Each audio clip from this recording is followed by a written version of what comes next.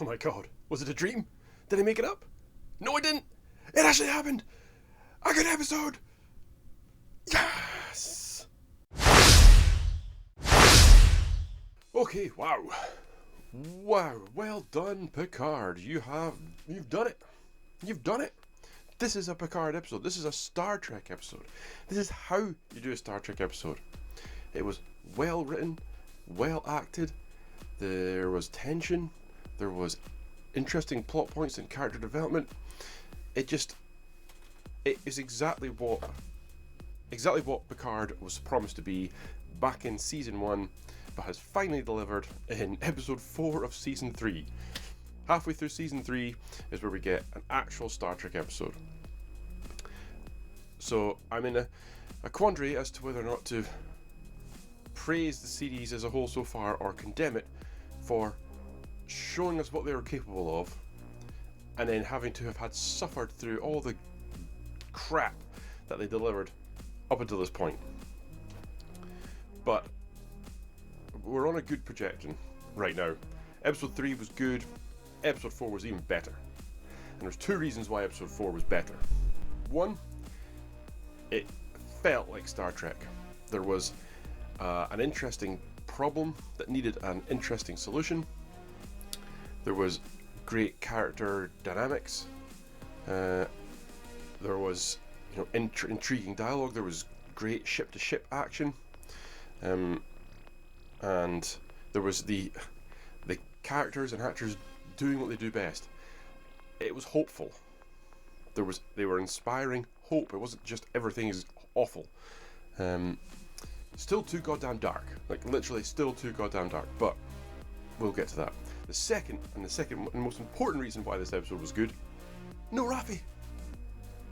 There was no Raffi this week, and only when I got to the end of the episode did I realise that at no point had I shuddered with dread when the A story had just suddenly come to a halt in the middle of the episode to go and join a B story, which I'm totally not interested in.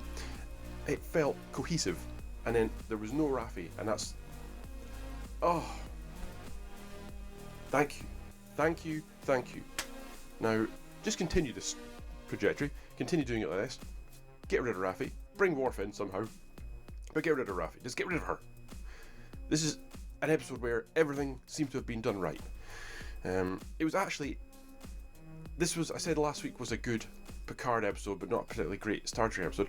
This was a great Star Trek episode, and an amazing Picard episode.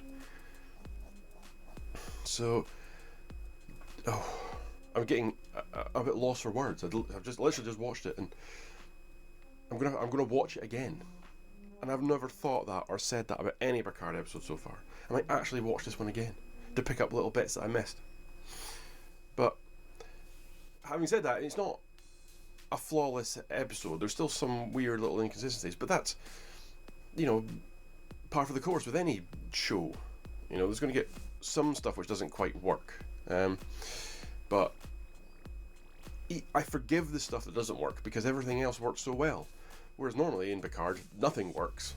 So you can't forgive the little stuff that goes wrong. But this time, I let it go. You let it go because it doesn't take you out of the story so much.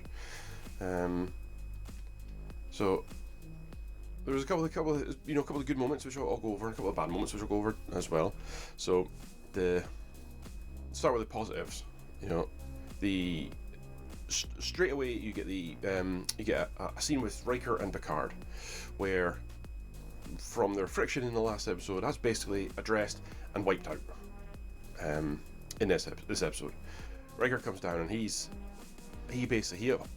Picard apologizes for being a dick. Riker apologizes for being a dick, and they explain why. They were both like that, and it makes sense for their characters. Riker basically has said that after his son died, he felt nothing because he and Picard together have basically seen to the end of the universe, and in his mind there is nothing else out there. Once you die, that's it. There's nothing. There's no God, there's no afterlife, there's nothing, and that makes him not even sad. It just makes him feel nothing because his son's died and his son's not gone anywhere. His son's just gone, so he just feels nothing.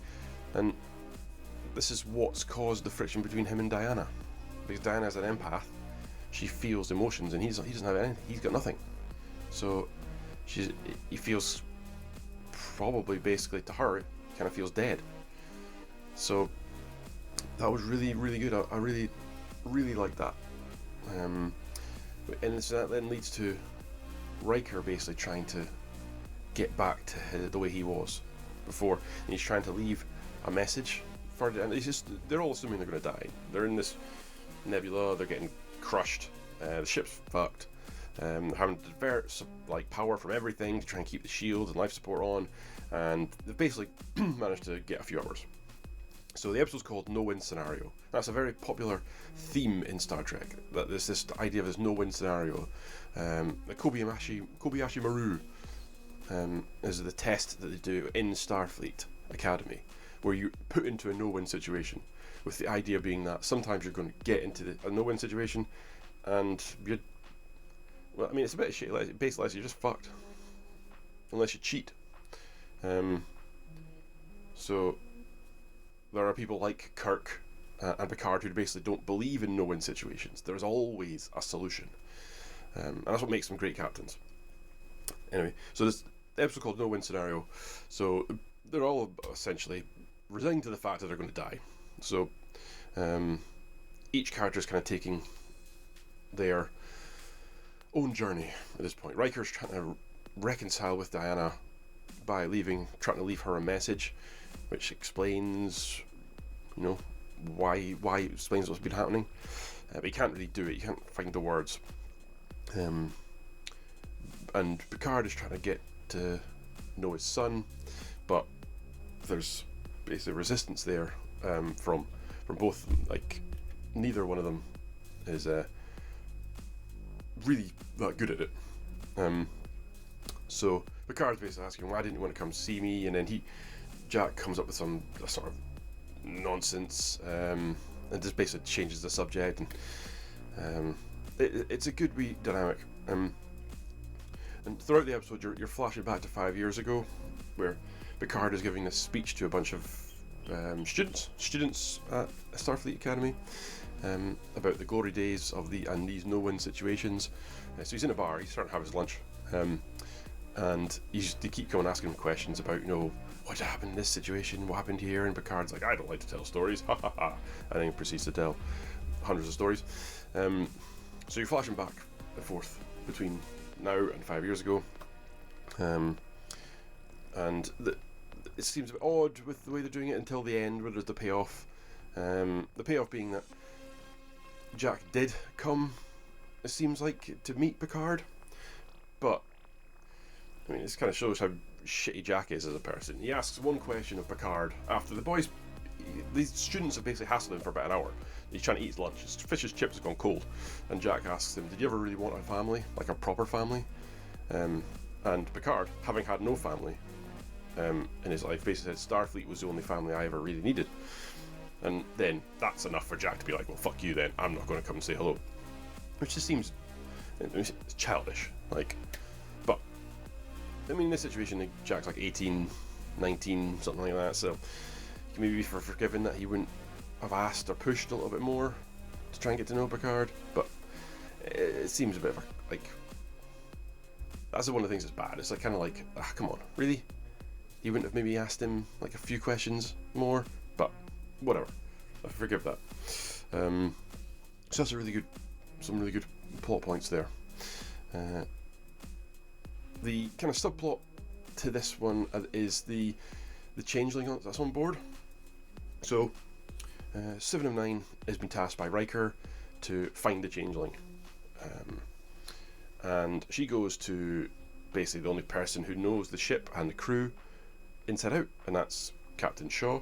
So she teams up with Captain Shaw to try and find this changeling, and he basically tells her, look, I don't really understand necessarily how he knows so much about changelings, because no one in Starfleet really seems to know that much about changelings, but he seems to know a lot about changelings.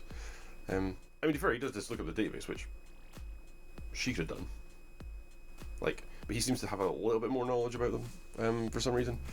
Maybe that'll be explained further down the line, but Anyway, so they team up to try and find the changeling, and he tells her that the changeling can mimic anything about a person, their mannerisms, their voice, their look, but they don't have their memories. So if you want to find them, you have to basically trick them somehow into revealing themselves by asking them a question that they should know, and they get the wrong answer. You know, it's a classic changeling shapeshifter scenario. Yeah. So they're on the hunt for this changeling. She seems to find it every now and again, but then she escapes. So the changeling subplot is interesting, and it comes off with a conclusion that they kill it. They kill it is the question they ask is kind of stupid in my opinion, because like Seven catches it because the ensign in charge, she asks her basically, I'm Captain or Commander what? And she says, Commander Hansen, and then just shoots her in the face, like instantly. And she says, she always called me Commander 7 out of respect. Like, I don't really understand how that's respectful. Calling you by essentially your slave name that you were given by your oppressor. But okay, whatever. It's a dig at Captain Shaw, who always calls her Anakin Hansen, and not 7 of 9. You know, I still maintain that 7 wouldn't want to be called 7 of 9. They should want to be called Anakin Hansen. But they've gone down a different route here. So they catch the changeling, and that's the saboteur subplot revealed. But I suspect there's something else going on the ship, because the changeling was on board the ship before Riker and Picard. So something else is going on. Maybe another changeling on there. Maybe this changeling just infiltrated all like Starfleet's major ships. But we'll see. The ship's running. So one of the things I didn't like is the ship's running on basically 0 power. Right, all non-essential systems are turned off, but the holodeck's still around, and they come up with some nonsense reason whereby the holodeck's on a separate power source to the main system, because in times of great stress people need a place to relax or whatever, which just sounds like that was just absolute horseshit. Because you tell me they couldn't take the power unit from the holodeck and somehow inject it into the main system to give them a bit more boost, and if they can't, why on earth was it designed that way? That seems like a totally stupid system to have. But it's just a hand-wavy motion to say, well, don't worry about it, we've explained why, and now we can use the holodeck for purposes. And you're like, okay. In a normal episode of Picard, that would just be another thing, another straw on the camel's back of horseshit. But here, you allow it because everything else is done so well. You're like, okay, at least they attempted to explain it. Normally in Picard, they wouldn't even bother explaining. It would just be there, and you'd be kind of left to think, well, wait a minute, hang on. They're running on emergency power, but the holodeck still works. At least now they kind of like give you some hand, wavy excuse. So that was a credit to them while they're doing themselves a disservice. So like, it's fine.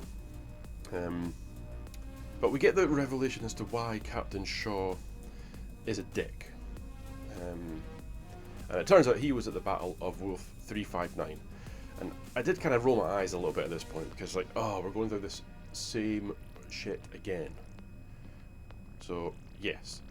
Captain Picard was taken over by the Borg and used as Locutus of Borg, and they had a huge battle with Federation. Battle of Wolf 359, where hundreds of thousands probably of Federation or Starfleet crew died.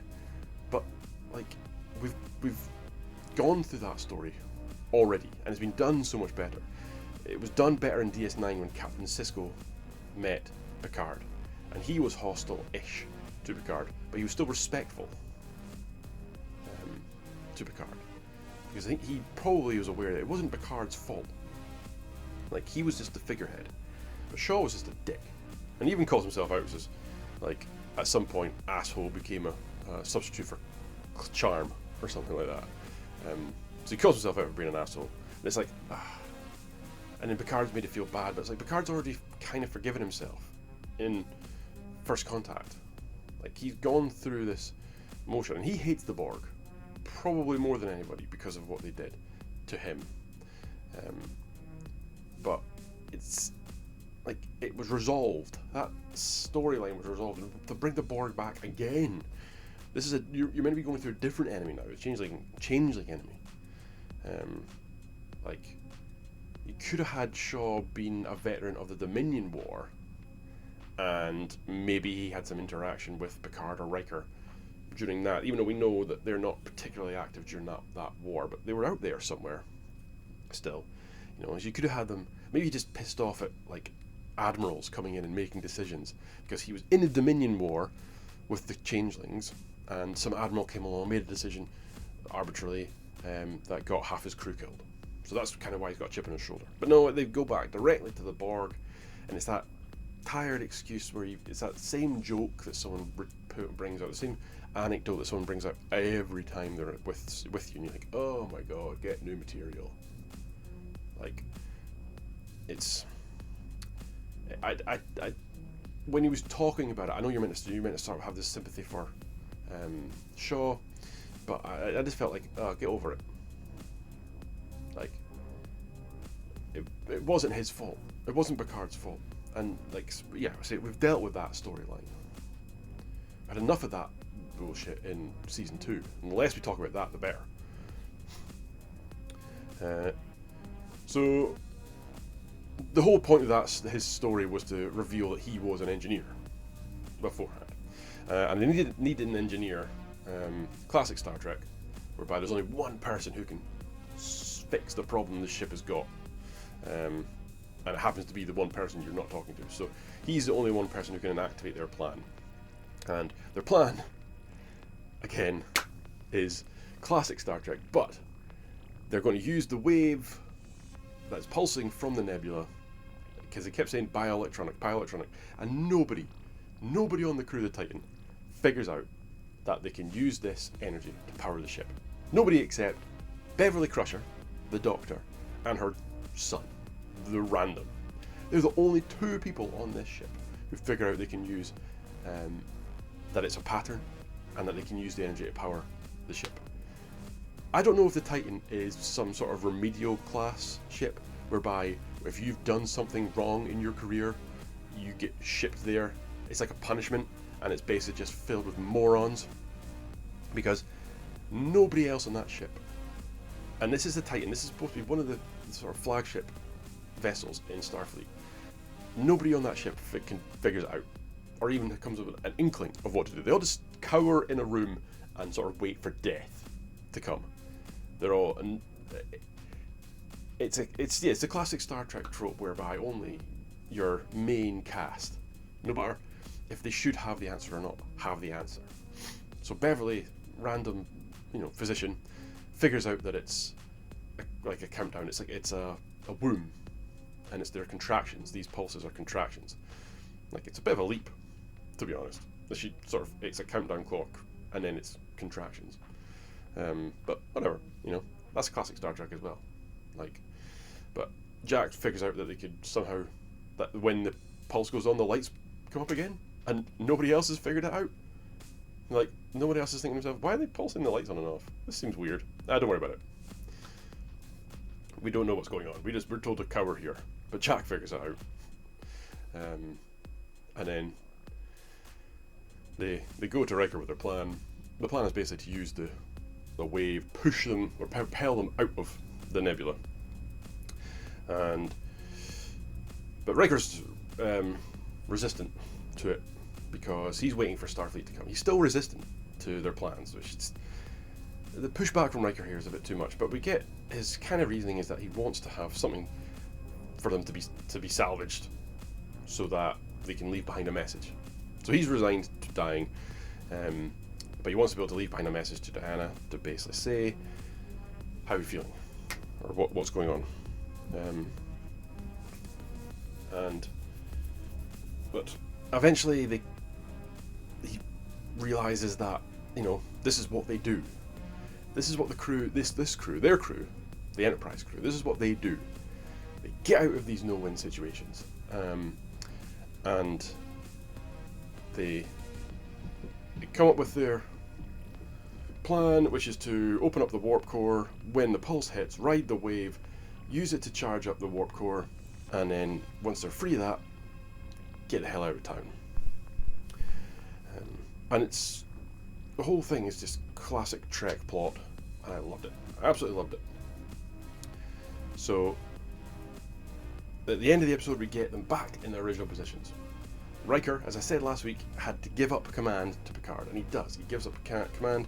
So Picard is in the captain's chair, Riker's in number 1, and Beverly's on the bridge as well. So they're getting back into their original position, and he says, Picard goes, engage. His classic line, engage. It's like, oh, that hit me. That was like nostalgia. I was like, yes. And I felt like you earned it. I felt like you earned that nostalgia punch this episode. It's like, all the other things around it were so good that when he said it, it wasn't cringy. So I thought it was excellent. Excellent. And this week we get a bit more on Captain Vadic, the villain of the piece. She's clearly a changeling as well, and she's communicating with another changeling using some weird communication technology where she cuts off a piece of herself, and then that forms into a weird amorphous faceless head. I always think to myself when I see these, who designed that system? Like, who thought to themselves, I know, we're going to create a system whereby the person you're communicating doesn't see who you are, and you have to cut off a piece of yourself for it to work. I mean, there are secure ways of communicating in Star Trek that don't require you cutting your pieces of yourself off. The technology exists. Worf and Raffi were using it, like, in episode 1. So, it's a cool visual, and it's to sort of show them as more villainous, like what she has to sacrifice to get it. And whoever she's working for, basically, she tells him that, well, the ship's fucked. But the guy says, nope, go and get them. She says, well, that's a suicide mission, I can't do that. He says, I don't care if it costs your ship, your crew, go and get them. So there's something desperate about Jack that these people want. And at the end of the episode, you get to see that weird vision that Jack's been having of the sort of red tendrils, and a woman's voice says, come find me. So the mystery around who Jack is and what he is and what these visions are clearly linked, obviously, the villain. The villains need him for something, maybe to find this woman. It had, like, remnants of the Red Angel or whatever it is from Discovery, and I really hope they're not linking that in, because it's like, oh god, that's too much. That'll be too much. But all in all, again, I'd say this was a fantastic episode of Star Trek. So, like, I hope to God this is how it continues. I'm so nervous for next week that it's going to be a Raffi-centric episode, but I'm so happy with, like, the way this episode worked. I really hope this is how it continues. So, please let it continue like this. And early reviews, I've sort of said I've tried to avoid them. Early reviews have said feel like this is the momentum up until episode 6 anyway. Is like episode 4, 5, and 6 are kind of like this. So really hope they can pull it off. But they've knocked it out of the park with this episode.